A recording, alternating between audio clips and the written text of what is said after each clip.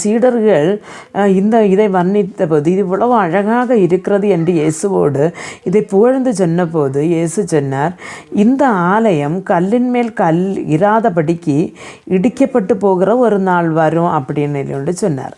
அப்போ இயேசுவிடம் சீடர்கள் கேட்கிறார்கள், அது எப்போ சம்பவிக்கும்?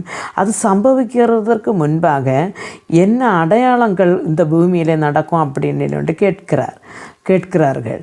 அப்பொழுது இயேசு கிறிஸ்து அந்த சீடர்களோடு சொல்கிறார், உங்களை யாரும் வஞ்சியாதபடி உங்களை தானே காத்து கொள்ளுங்கள் என்று சொல்லுகிறார். அதே போல தான் அவர் சொல்லுகிறார், அகல உபதேசம் சொல்லுகிறவர்கள் உங்களிடையிலே எழும்பி வசனங்களை புரட்டி உங்களை தப்பி வைப்பார்கள் என்று சொல்லுகிறார். அருமையான தேவனுடைய இப்படி நிறைய காரியங்கள் கர்த்தர் வருகையின் இல்லைன்னா அவசானத்தின் நாட்கள் நடக்கிற அடையாளங்களாக சொல்லி இருக்கிறார். தொடர்ந்து நமக்கு படிக்கலாம்.